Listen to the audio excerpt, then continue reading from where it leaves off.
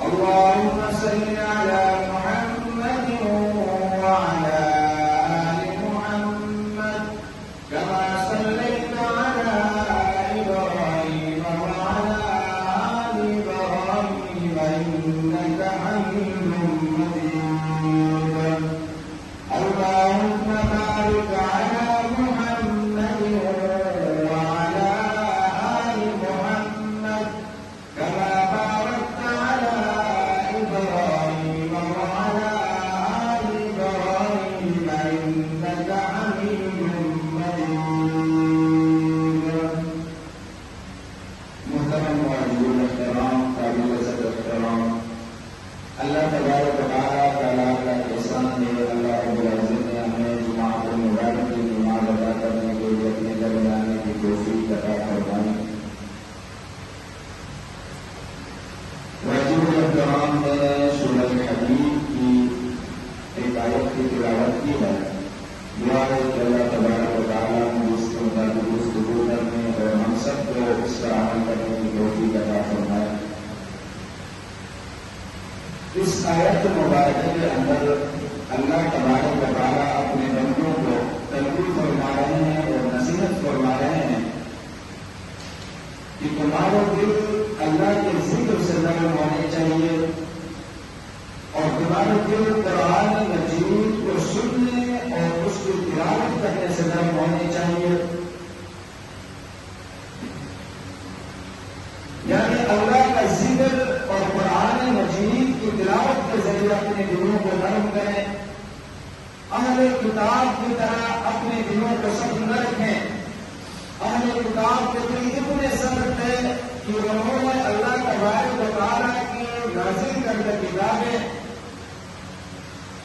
ان کتابوں کے اندر انہوں نے تحریف کی اور ان کے دل اتنے سخت ہے کہ ان کتابوں کے اندر اللہ تبارک و تعالیٰ کی طرف سے جو احکامات تھے ان احکامات کو بدل رہا. دل کا نرم ہونا اللہ کی نعمت ہے اور دل کا سخت ہونا عذاب ہے. رسول اللہ صلی اللہ علیہ وسلم نے فرمایا سب سے زیادہ اللہ سے دور ہے شخص سے جس کا دل سخت ہے.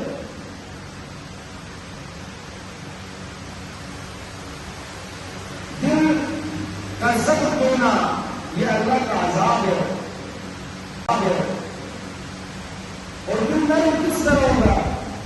اللہ کے ذکر کے ذریعے دل نرم ہوگا. قرآن مجید کی تلاوت کرنے اور سننے کی وجہ سے دل نرم ہوگا. اللہ والوں کے ساتھ بیٹھنے سے دل نرم ہوگا. اللہ والوں کے مجلس میں بیٹھنے سے دل نرم ہوگا. غرباء اور مساکین کے ساتھ بیٹھنے سے دل نرم ہوگا. ایک صحابی نے عرض کیا یا رسول اللہ صلی اللہ علیہ وسلم میرا دل بڑا سخت ہے. آپ صلی اللہ علیہ وسلم نے فرمایا کہ یتیموں کے سریر پر ہاتھ پھیلا کرو اس سے دل نرم ہوتا ہے. رب العالمین کی صفات تو بہت ہیں لیکن ان صفات میں سے دو صفات ہیں. ایک کا نام ہے ہادی ہدایت دینے والا اور دوسرا نام ہے المضل ذلت دینے والا گمراہ کرنے والا. اللہ تبارک و تعالیٰ کے جو نام ہیں ان کا شمار بے شمار لیکن ان میں 99 نام جو ہے وہ مشہور ہے اللہ تبارک و تعالیٰ کے اور ایک نام ہے اللہ. اور ان تمام صفاتی ناموں میں ایک دو صفاتی ایسے نام ہے جس کا نام الہادی ہدایت دینے والا المضل گمراہ کرنے والا. اللہ تبارک و تعالیٰ جسے چاہے ہدایت دیتے ہیں اور جسے چاہے گمراہ کرنے. لیکن اللہ تبارک و تعالیٰ فرمانے والا یرضی لعبادہ الکفر کہ اللہ تعالیٰ پسند نہیں کرتا اپنے بندے کو کفر کے اندر نافرمانیوں کے اندر گمراہی کے اندر اللہ تعالیٰ اپنے بندے کو پسند نہیں کرتا. لیکن اللہ تبارک و تعالیٰ جسے چاہتا ہے ہدایت دے دیتا ہے جسے چاہے گمراہ کر دیتا ہے. رسول اللہ صلی اللہ علیہ وسلم نے فرمایا کہ اللہ تبارک و تعالیٰ کی دو امروں کے درمیان تمام انسانیت کے دل ہیں. اب اللہ تبارک و تعالیٰ کی امریں کس طرح یہ ہماری سوچ تمجھا سے دور ہے. جس طرح رب العالمین کی شان ہے اسی مطابق ہوگی لیکن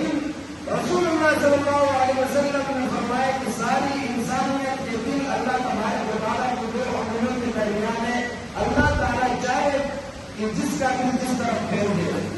لیکن دعا فرمائے کہ رب العالمین ایک دلوں کے پھیرنے والے ہمارے دلوں کو اپنی اطاعت کی طرف اور اپنی فرمانبرداری کی طرف پھیر دے.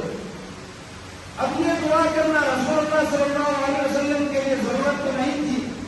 رسول اللہ صلی اللہ علیہ وسلم اللہ کے رسول ہے جن کا بچپن لڑکپن جوانی سب اللہ تبارک و تعالیٰ کی فرمانبرداری میں اللہ تعالیٰ کی پرورش میں اللہ تعالیٰ کی فرمانبرداری کے نیچے گزرا. انہیں ہدایت کی ضرورت تو نہیں لیکن اس امت کو یہ سبق دیا کہ اپنے رب سے یہ دعا کرتے رہیے یہ دلوں کے پھیرنے والے ہمارے دلوں کو اپنی فرمانبرداری کی طرف اور اپنی اطاعت کی طرف پھیر دے.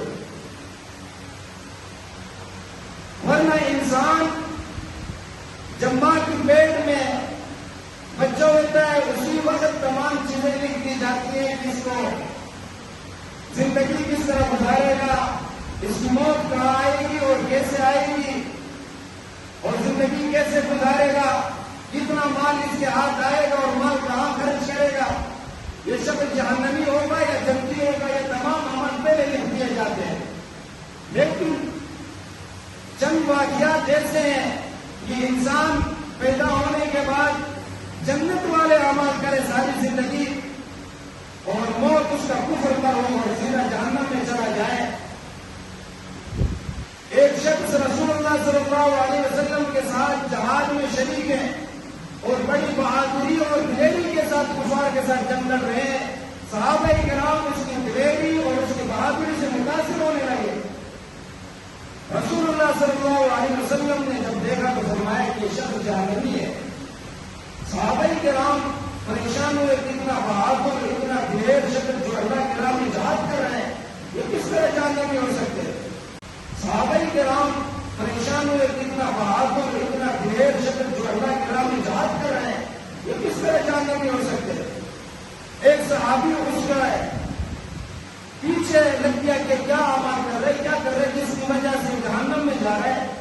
دیکھا کہ شخص شہاد کے اندر زخمی ہوا ہے اور زخم میں اتنا شدید قسم کے زخم اس پہ لگے ہوئے اور اس تکلیف کی وجہ سے اس نے اپنا ہی نیزہ اپنے اوپر مار کے اپنے آپ کو مار دیتا ہے اور خودکشی کر لیتا ہے. یعنی اعمال تو سارے اس نے نہیں کیے ساری زندگی لیکن موت کس پر ہوا کفر پر خودکشی کر لیا. خودکشی کو رسول اللہ صلی اللہ علیہ وسلم نے اللہ تبارک و تعالیٰ نے حرام قرار دیا. لیکن ایک شخص وہ ہے جس نے ساری زندگی گناہوں میں گزار دی لیکن موت کے وقت کوئی ایسا عمل کرے جس کی وجہ سے اللہ تبارک و تعالیٰ اس کو بخشے. اللہ کی مرضی ہے. بخاری شریف کی حدیث ہے کہ رسول اللہ صلی اللہ علیہ وسلم نے فرمایا کہ شخص ایسا تھا جس نے ساری زندگی گناہ کیے اور جب موت قریب ہوئی اسے احساس ہوا کہ میں نے ساری زندگی میں گناہوں میں گزار دی ہے اور بیٹوں کو نصیحت کی کہ جب میں مر جاؤں تو مجھے جلا دینا اور میرے ہاتھ ہواؤں میں بکھیر دینا. جب اس کی موت کی اس کے بیٹوں نے اسی انداز میں اس کے ساتھ کیا. اللہ تبارک و تعالیٰ نے پوچھا کہ آپ نے یہ عمل کیوں کیا تو شخص نے جواب دیا رب العالمین میں نے ساری زندگی گناہ کیے تھے مجھے جب موت کے وقت احساس ہوا تو مجھے علم ہوا کہ رب العالمین مجھے یہی سزا دینے والے ہیں. میں نے آپ کے خوف کی وجہ سے اپنے آپ کے ساتھ یہ کیا ہے. تو اللہ تبارک و تعالیٰ نے اس عمل کی وجہ سے اس کی بخشش فرما دیتے. تو انسان کو پتہ نہیں ہوتا ہے کہ انسان کون سے عمل کر رہا ہے کون سا عمل اسے جنت لے کر جائے گا کب کس وقت کس حالت میں ہوتا ہے. تو ہمیشہ اللہ تبارک و تعالیٰ سے دعا کرے کہ اللہ ہمارا ایمان ہمارا خاتمہ ایمان پر ہو. اعمال کا دار و مدار خاتمے پر ہے. انسان ساری زندگی ایک عمل کرتے رہے لیکن آخر میں کوئی ایسی بات کر جائے کوئی سا ہوا کر جائے کوئی سا کفر کر جائے اور موت آ جائے. وہ ساری زندگی گناہوں میں مبتلا رہے آخر میں اللہ تعالیٰ سے معافی مانگے اور اللہ تعالیٰ اس کے تمام گناہوں کو بخش دے. اللہ کے ہاتھ میں ہے جس کو ہدایت دے اور جس کو برائی کی طرف لے جائے. بنی اسرائیل کے اندر 2 آدمی تھے اور دونوں کے نام موسیٰ تھے اور دونوں کی تربیت عجیب انداز میں ہوئی. جب ایک موسیٰ پیدا ہوا تو اس کی ماں کو خوف ہوا کیونکہ فرعون نے خواب دیکھا کہ بنی اسرائیل کی طرف سے آگ آ رہی ہے اور فرعون کے محل کو جلا رہی ہے. تو فرعون نے جب نجومیوں سے اس خواب کی تعبیر پوچھی، انہوں نے کہا کہ بنی اسرائیل میں ایک لڑکا پیدا ہوگا اور وہ آپ کی بادشاہت کو ختم کرنے کا سبب بنے گا. چنانچہ فرعون نے آرڈر جاری کر دیا کہ جو بھی بچہ پیدا ہوگا، لڑکا پیدا ہوگا، اس کو مار دو، اور جو بچی پیدا ہوگا اس کو زندہ چھوڑ دو. اس کے بعد جب موسیٰ پیدا ہوا تو موسیٰ کی ماں نے کہا کہ اب فرعون کے جو ہماری ہے، فرعون کے جو لوگ ہیں وہ آ کر میری آنکھوں کے سامنے میرے بچے کو ذبح کریں گے، اس سے بہتر ہے کہ اس کو میں کہیں چھپا دوں. اور ایک پہاڑ پر لے کر گئے، اس پہاڑ کے دار میں اسے چھپایا اور دروازے میں دیوار لگا دی کہ میرے آنکھوں کے سامنے ذبح کرنے سے بہتر ہے کہ بچے یہاں اپنی موت مر جائے. لیکن رب العالمین نے حضرت جبرائیل علیہ السلام کی ذمہ داری لگائی کہ اس کی پرورش آپ نے کرنی ہے. روایات میں آتا ہے کہ حضرت جبرائیل علیہ السلام روزانہ آتے تھے اور ایک انگلی اس بچے کے منہ میں ڈالتے تھے تو اس سے دودھ نکل جاتا تھا، اور دوسری انگلی جب اس بچے کے منہ میں ڈالتے تھے اس سے شیر آتا تھا.